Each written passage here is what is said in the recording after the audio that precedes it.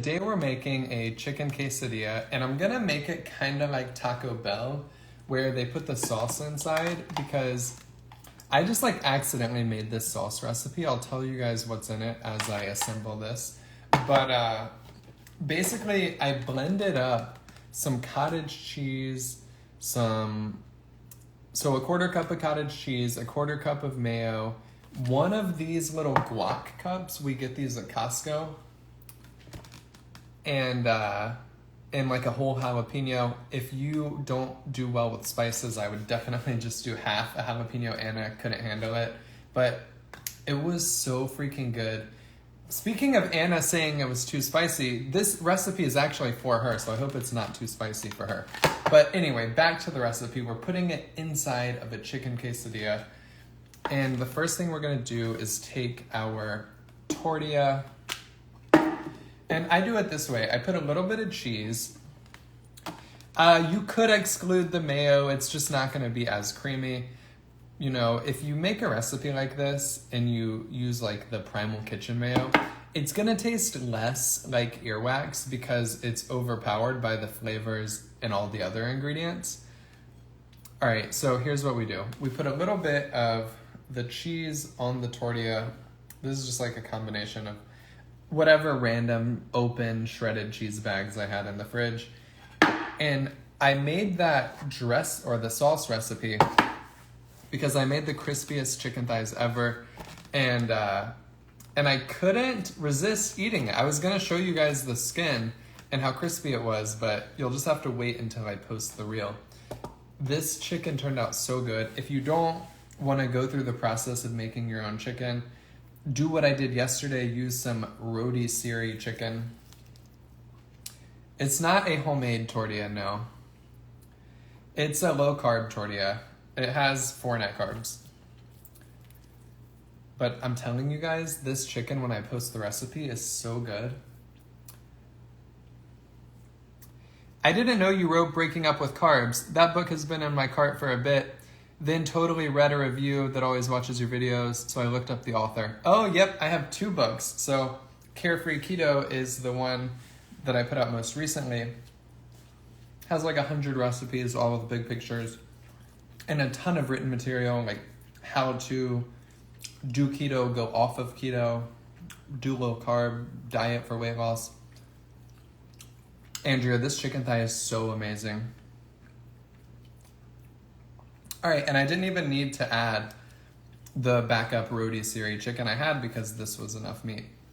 I inhaled 3 of these and then the skin of this one, like as soon as I finished the recipe.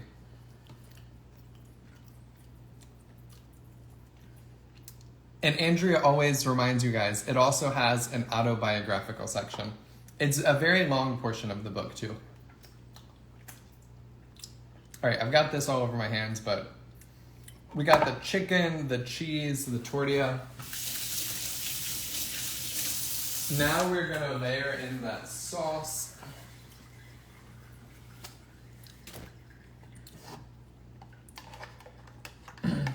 For anyone who has issues with cholesterol, Polynap, always ask your doctor for an LDL subclass test if you're doing a low carb diet.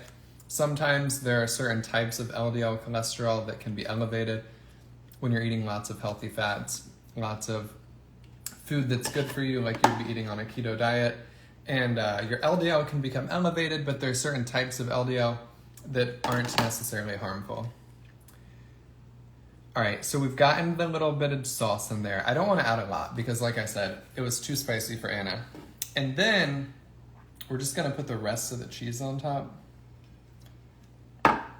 and fold it. All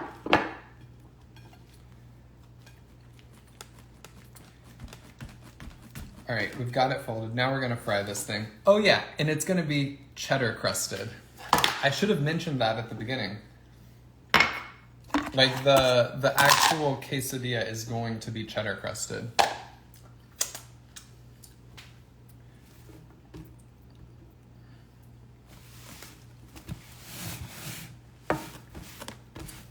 We're gonna grab my little hot plate and start frying it.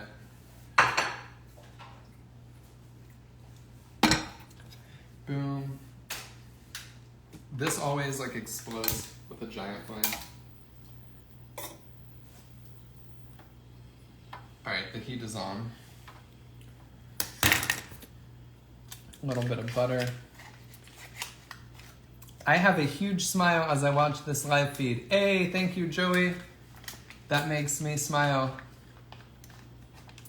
Yeah, Dee Dee, cheddar crusted is a total game changer.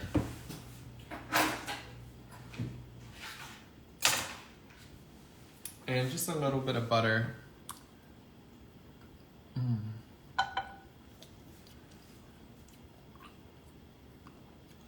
All right, so what we do now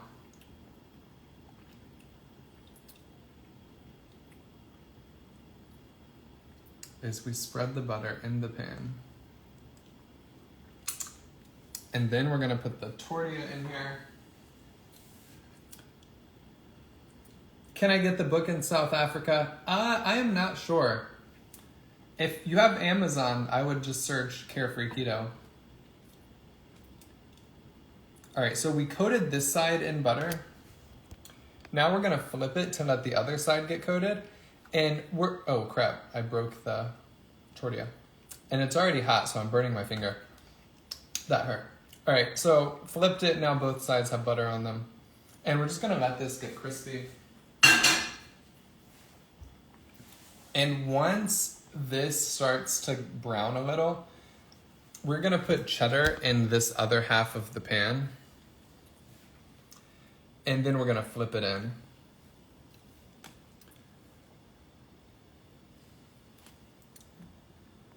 Thank you, Pippin, for explaining that about the LDL cholesterol. Yep.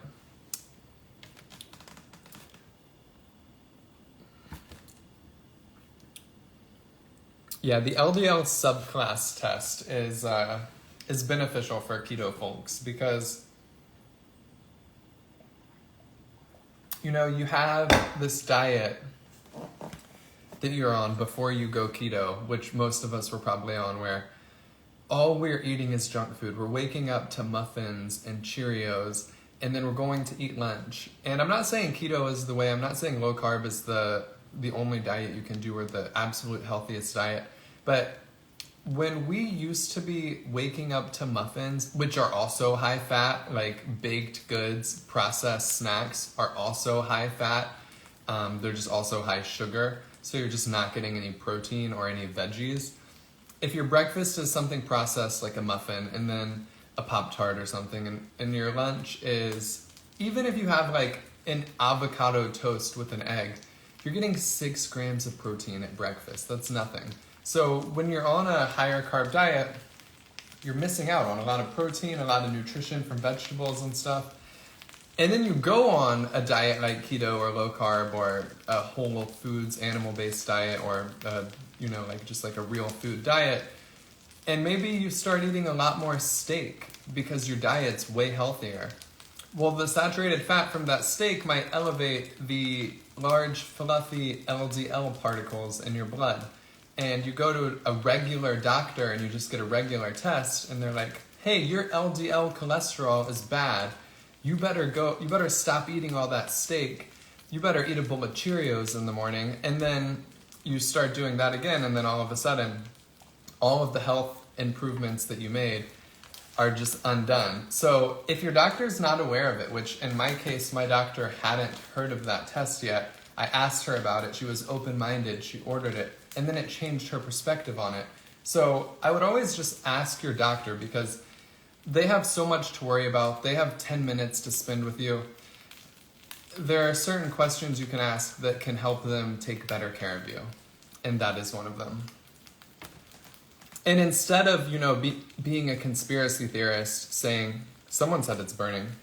Instead of being a conspiracy theorist saying, like, your doctor is just making a bunch of money selling you drugs, I'm not going to go that extreme. I'm just saying they're on a time crunch. And the more questions you ask, the more educated you can get on this stuff, the better care they can take for you. So that's like how I feel. All right, now we're going to put a little bit of cheddar into the pan.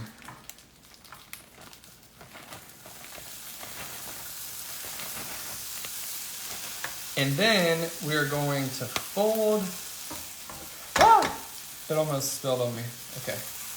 It's not burning at all. It's perfect. And we're going to fold it on to the cheddar. And you don't need to crust the whole thing in cheddar. We're just doing half of it. That was scary. That almost spilled on me.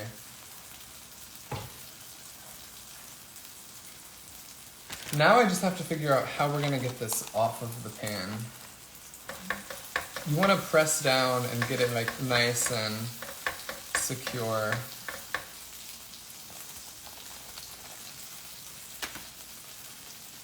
And it's probably like cooking a good amount right now, so I can honestly just turn the heat off, I think.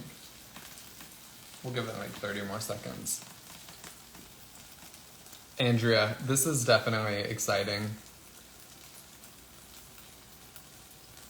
Yeah, and a lot of the people who do keto and their LDL goes up, their HDL goes up, which is good, and then their triglycerides go down, which is good. My doctor keeps listening to me because I'm right. 2-cent person here. Yeah, doctors a lot of them are open-minded, and if you bring them some new research and some things that they didn't learn about in their 1 semester of nutrition that they had to take, they're open-minded to hearing about it. All right, so now we're gonna get this out of here and put it on a plate.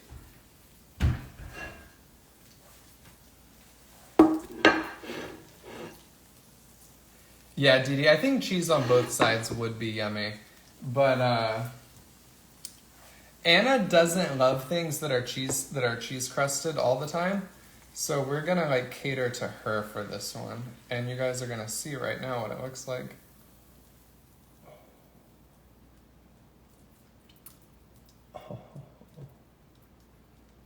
I do not do intermittent fasting. I eat late. I like having dinner at like 9 o'clock. And I also like drinking coffee in the morning with either a protein shake or heavy cream in it. Both of those would break my fast. So, I mean, I eat within like a 12-hour window, but I don't care about, oh, I want to make it an 8-hour window or 6-hour window. A lot of the benefits to intermittent fasting are not some magical autophagy that you're getting that makes weight loss happen regardless of how many calories you're eating. It's easier to fall into a calorie deficit when you shorten the amount of hours you're putting food in your mouth. And then there are some benefits to fasting that you would get if you weren't fasting, but they're not so powerful that you can just overeat calories and still lose weight. That is the driving factor of intermittent fasting and weight loss. All right, so now we're gonna cut this thing.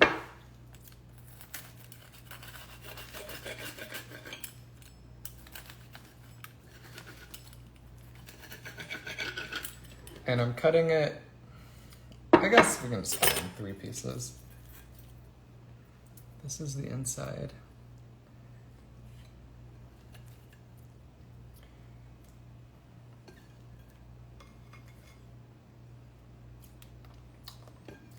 Here's some of the cheese. I don't know if I can save this for Anna. I kind of want to eat it. I'm like pacing around, not knowing what I'm doing. All right, so, oh my God, that's so good.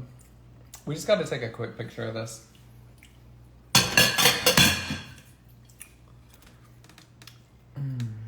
I think we could even scoop a little sauce like in a cup and put it on the plate.